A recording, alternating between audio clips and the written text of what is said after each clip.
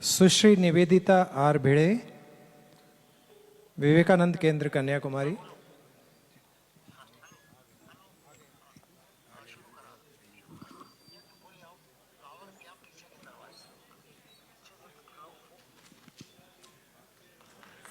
जी, स्वागत करेंगे तालियों से। हेलो, ठीक।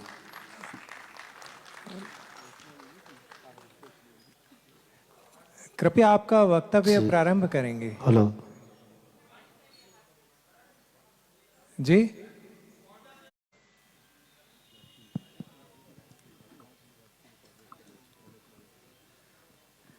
प्रभु श्री रामचंद्र का स्मरण और वंदन करते हुए इस चौथे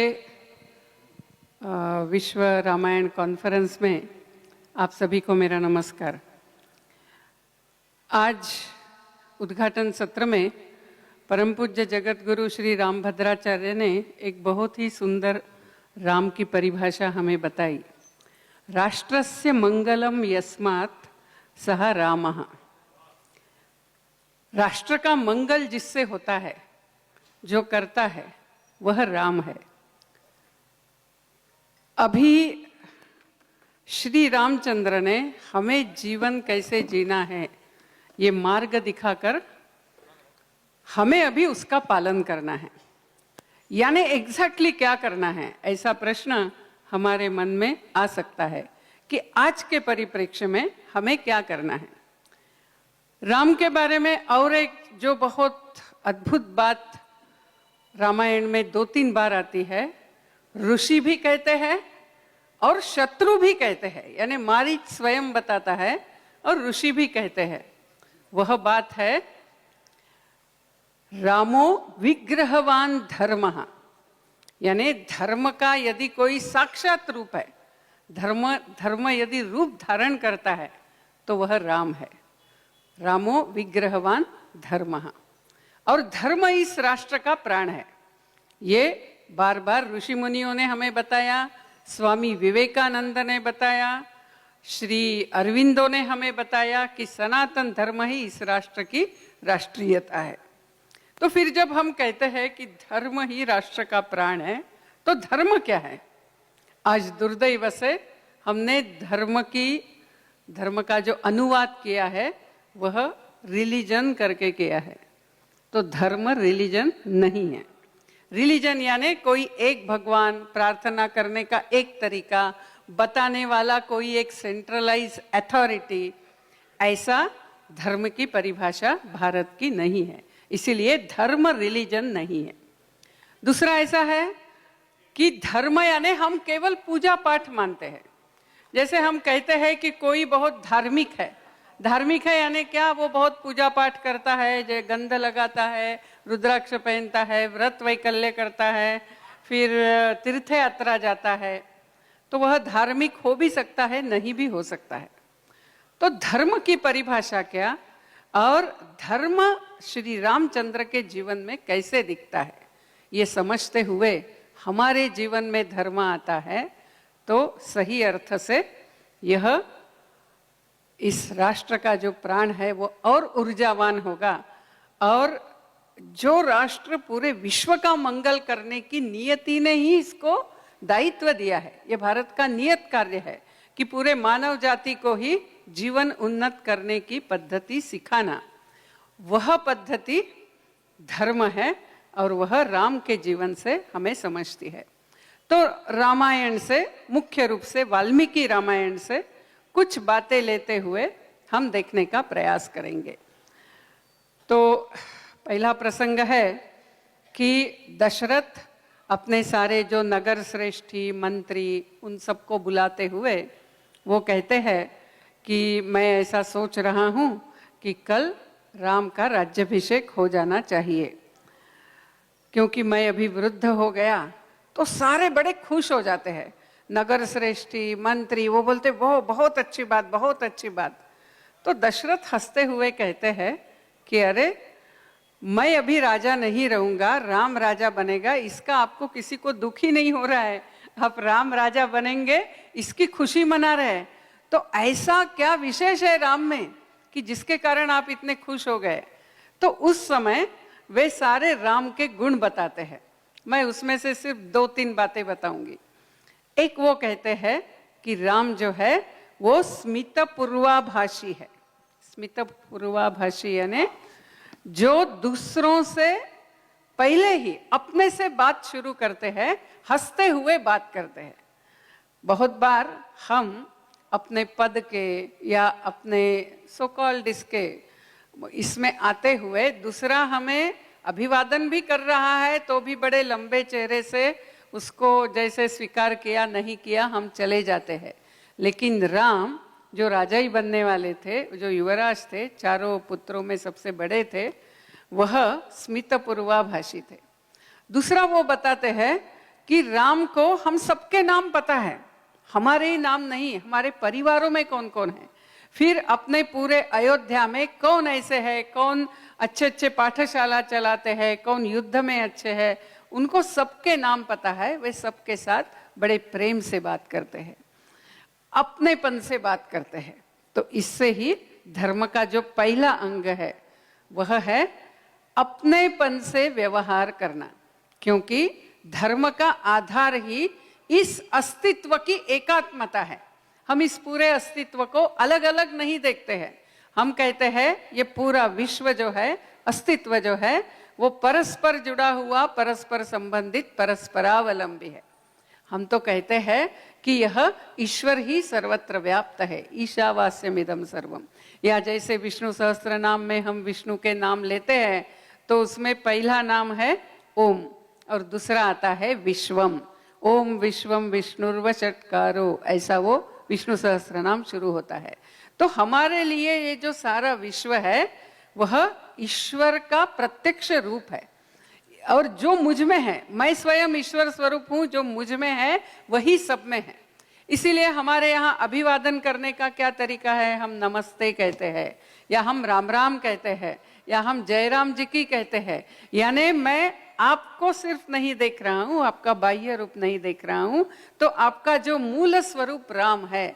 इसीलिए राम राम, जय श्री कृष्ण, राधे राधे, जय जगन्नाथ, हमारा सारा अभिवादन या नमस्ते यानी मेरा आपको नमस्कार, ये जो है वो तरीका ऐसा है। तो ये अपनेपन से व्यवहार। फिर धर्म का जो दूसरा अंग है कि सारा अस्तित्व परस्पर जुड़ा हुआ, परस्पर संबंधित, परस्परावलंबी है। इसीलिए मेरा ही विस्तारित स्वरूप परिवार है, परिवार का ही विस्तारित स्वरूप समाज है, समाज का ही विस्तारित स्वरूप राष्ट्र है, और इसका ही विस्तारित स्वरूप सृष्टि है, और इन सबका मूल स्वरूप ईश्वर है जो इन सारे समष्टि रूप में प्रकटित होता है। तो धर्म का दूसरा अंग जो है वो ये है कि मेरा इन सारे समष्टि रूपों के प्रति जो कर्तव्य है वो पूरा करना। तो मेरा मेरे परिवार के प्रति कर्तव्य है, तो इसीलिए अपने यहाँ धर्म के जो नाम है ना, पति धर्म, पुत्र धर्म, मातृ धर्म, पड़ोसी धर्म भी है, राष्ट्र धर्म, सेवा धर्म, फिर समाज धर्म, तो ये सारा उसके प्रति अपना कर्तव्य निभाना है। और हम देखते हैं श्री राम के जीवन में यह जो कर्तव्य निभाना है हर एक के प्रति, उसमें कोई कमी नहीं है, पूर्ण रूप से वो करते हैं। और यह जब निभाना होता है तो वो हंसते हुए निभाना है, वो लंबा चेहरा करते हुए क्या करे, मुझे ही ये सब करना है, ऐसा नहीं है। तो अभी राम का राज्य भी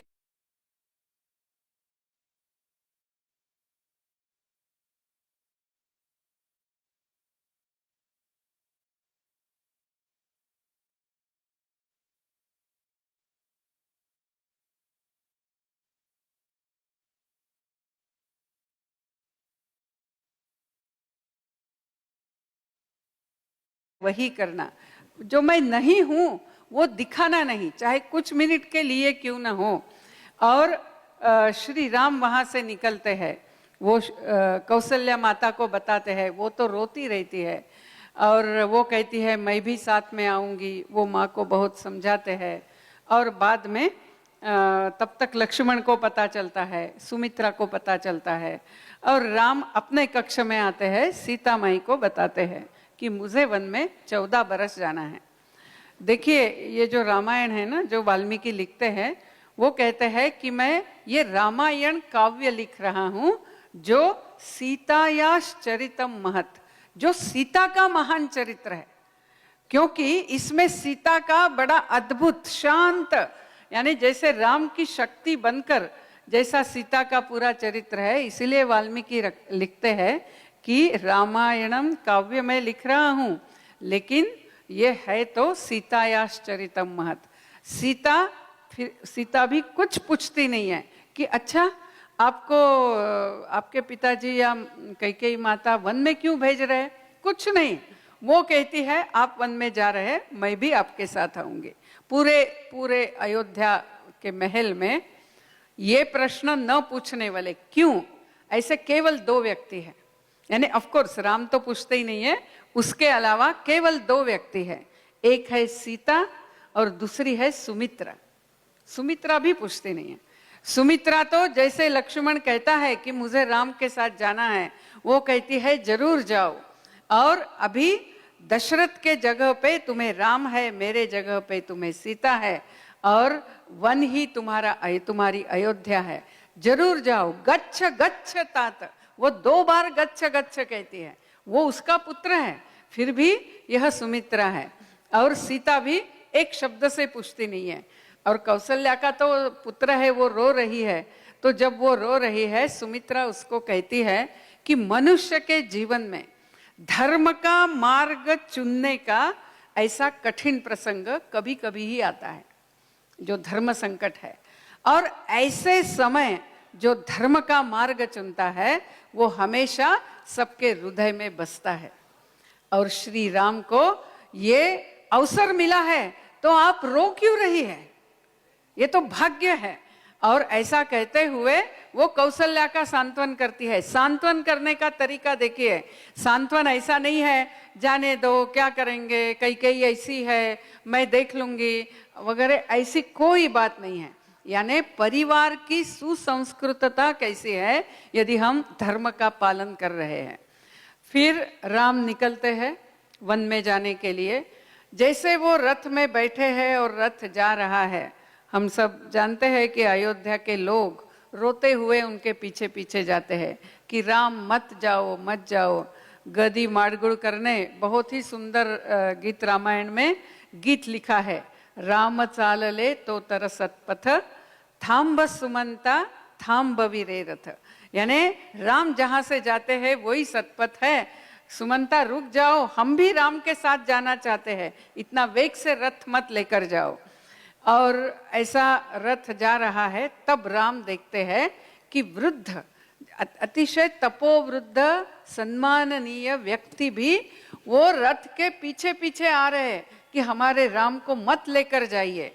ऐसा जब वो आ रहे, राम सुमन को कहते हैं कि रुक जाओ, और राम स्वयं रथ से उतरते हैं कि ये वृद्ध पीछे पीछे वेग से चलने का प्रयास कर रहे हैं और मैं रथ में जा रहा हूं, ऐसा नहीं हो सकता है। फिर वो सुमंत को कहते, रथ तुम आगे ले जाओ, मैं इनके साथ चलूंगा। और ऐसा कहते हुए राम उनके साथ चलते हैं। कितना ख्याल है, अपनेपन से जो व्यवहार है कि सारे वन में पहुंचने के बाद सब थक गए हैं, चले हैं दिन भर, और राम उनको कहते हैं अभी आप सब लोग विश्राम कीजिए, मैं भी विश्राम करूंगा। और वो सुमन को कहते हैं कि तुम रथ को लेकर दूर अभी चले जाओ, नहीं तो रथ की आवाज आएगी, लोग जग जाएंगे। और फिर जब सब लोग सोए हुए हैं, उनको नमस्कार करते हुए राम पैदल निकलते हैं, थोड़ा दूर जहाँ रथ खड़ा है वहाँ बैठते हुए वो चले जाते हैं। अभी ये जो अपनापन है वो समाज के सारे अंगों के प्रति अपनापन है, यानी सिर्फ परिवार के या फिर सिर्फ अयोध्या के नागरिक उनके ही प्रति आत्मीयता से व्यवहार, ऐसा नहीं है। श्री रामचंद्र को निषाद राज कौन है ये पता है, निषाद राज को भी राम कौन है और अयोध्या में क्या हो गया ये पता चल जाता है तब तक। और जब राम वहां पहुंचते हैं तो वहां पहुंचते समय वो निषाद राज गुह उनके चरण स्पर्श करने जाते हैं तो वो करने नहीं देते, वो उनको गले लगाते हैं और वो कहते हैं कि नहीं नहीं तुम मेरे चौथे भाई हो, हम 5 भाई हैं। तो निषाद राज गुह कहते हैं कि यदि भरत आपको नहीं चाहता है तो ठीक है, आप यहाँ रहिए, आप यहाँ के राजा बनिए। तो ये कहते हैं कि ऐसा नहीं है, मेरा भरत भी मुझे बहुत चाहता है। आज तो वो अयोध्या में है ही नहीं, लेकिन भरत जैसे तुम भी मेरे लिए हो, लेकिन मैंने जो वचन दिया है वो तो मुझे निभाना ही है। ऐसा कहते हुए राम वहां से चलते हैं। अभी राम जब वन में जा रहे हैं तो उसकी भी बहुत सुंदर सुंदर यानी जब जो हम कहते हैं ना कि रामो विग्रहवान धर्म, और धर्म ये संकल्पना नहीं है, ये व्यवहार का तरीका है।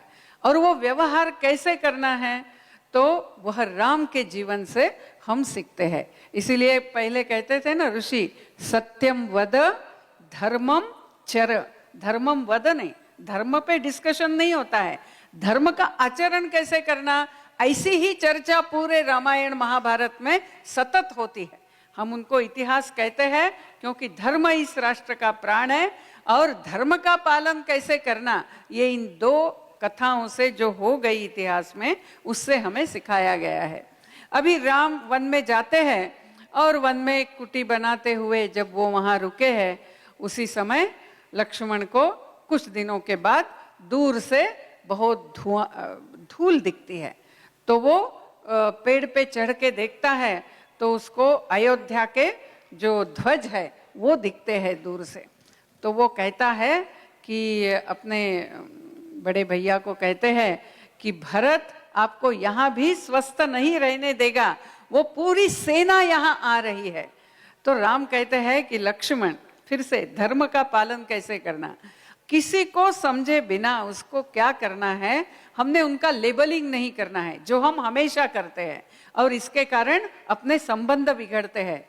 तो राम कहते हैं कि नहीं, मेरा भरत ऐसा नहीं है, मुझे पक्का पता है वो वापस ले जाने के लिए आया है। तो लक्ष्मण कहता है वापस ले जाने के लिए आया है तो सेना लेकर क्यों आया है, वो निश्चित आक्रमण करने के लिए आया है। वो कहते हैं नहीं, तुम पहले समझ लो, बाद में ऐसा सोचो। और हम जानते ही है भरत आए, फिर भरत और राम का जो पूरा संवाद है वाल्मीकि रामायण में वो इतना सुंदर है, और उसी संवाद से हमें रामायण में जो धर्म संस्थापना का कार्य ऋषि करते हैं और उसके लिए एक योग्य व्यक्ति जो जिसमें सारी योग्यता है, जो धर्म की रक्षा करेगा, उसको कैसा तैयार करते हैं, ये हमें उसमें दिखता है।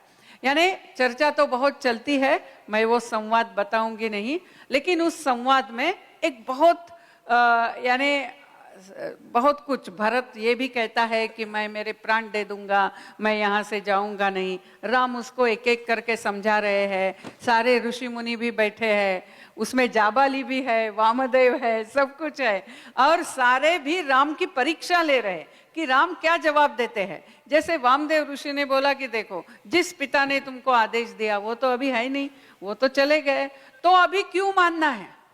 और जिन्होंने बाकी बोला वो तो सब तीनों माताएं आई है, भाई आए हैं, जिनको राजा बनना है वो भी बोल रहे हैं, तो फिर वन में क्यों जाना है, वापस आ जाओ। तो राम कहते हैं नहीं, मेरे पिताजी को जो वचन दिया वो वचन तो है ही। और ऐसा कहते हुए एक एक चर्चा चल रही। आखिर भरत कहता है कि ठीक है, आप 14 बरस नहीं आएंगे तो मैं अयोध्या जाता हूं, लेकिन मैं भी राजा नहीं बनूंगा, और मैं आपकी पादुका सिंहासन पर रखते हुए ही राज्य करूंगा। तो ये लिखने के बाद वाल्मीकि लिखते हैं कि ऋषि मुनियों ने शीघ्र, शीघ्र शब्द का उपयोग करते हैं कि शीघ्रता से ऋषि मुनियों ने राम को कहा कि राम अभी तो मान जाओ, क्योंकि ये एकदम सही है, आप 14 बरस वन में जाइए और ये आपके नाम से राज्य की देखभाल करेंगे। अभी ये शीघ्र उन्होंने क्यों बोला कि क्योंकि सारे ऋषि मुनि ये चाहते हैं कि राम धीरे धीरे धीरे दक्षिण की तरफ जाते हुए समझे कि असुर क्या कर रहे हैं और असुर कैसा अपना आर्य क्षेत्र पादाक्रांत कर रहे हैं। वो वहां एक एक करते हुए लोगों को तकलीफ दे रहे हैं, ऋषि मुनियों को तकलीफ दे रहे हैं, उनके आश्रम उद्ध्वस्त कर रहे हैं। इसीलिए ऋषि मुनि चाहते हैं कि ये वन में ही रहे, और ऐसा करते हुए भरत वहां जाते हैं। अभी फिर से धर्मात्मा, धर्म, मे काइंडली कंक्लूड प्लीज। या धर्म शब्द का जो अर्थ, यानी धर्म ये कोई सिर्फ नियम नहीं है, यानी डॉगमास नहीं है। तो धर्म ये व्यवहार का तरीका है, व्यवहार की पद्धति है, आत्मीयता पर आधारित, कर्तव्य पर आधारित, और समष्टि को प्राधान्यता देकर जीवन में त्याग का पालन करते हुए। तो इसीलिए भरत माता पिता के आदेश का पालन नहीं करता है, फिर भी भरत को धर्मात्मा कहते हैं, और राम माता पिता के आदेश का पालन करता है, राम को भी धर्मात्मा कहते हैं।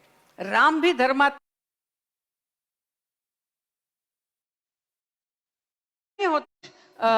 एक त्याग करना पड़ता है, तपना पड़ता है, तभी अपने परिवार के, अपने समाज के लोगों के मन में जो कुछ एक यानी स्वार्थी विचार आ गया, वो या अपने बारे में कुछ संशय आ गया, वो दूर होता है। तो कैकेयी के मन का किंतु, या इवन मंथरा के, इतना जल्दी दूर नहीं होगा, इसीलिए राम वन में जाते हैं। तो दोनों धर्मात्मा है, इसीलिए धर्म की गति बड़ी सूक्ष्म मानी जाती है। लेकिन इस धर्म की गति समझने के लिए हमें श्री रामचंद्र का जीवन जीना है। तो यह जो श्री रामचंद्र पथगमन न्यास है, इस न्यास ने रामचंद्र पथगमन, वो जो पथ हमें दिखा रहे हैं, जिस पे हमने चलना है, वो धर्म का पथ है, और इस धर्म के पथ पे हमने चलना है। तो श्री राम की सिर्फ पूजा करके, सिर्फ जप करते हुए नहीं होगा, तो हमें उस प्रकार से धर्म अपने जीवन में लाएंगे, तो हमारे आचरण में जो धर्म आएगा, उसी से भारत विश्व को मार्गदर्शन कर सकेगा, विश्व का ही मंगल करेगा। इसीलिए राष्ट्रस्य मंगलम यस्मात् सह रामः, ये ध्यान में लेते हुए हम राम के जीवन को अपने आचरण में लाए, और इस विश्व कांग्रेस को, वर्ल्ड कांग्रेस को हम सार्थक करें, ऐसा कहते हुए मैं समाप्त करती हूँ। बाकी का तो मैंने बताया नहीं, वो आप जरूर अध्ययन से देखिए। नमस्कार।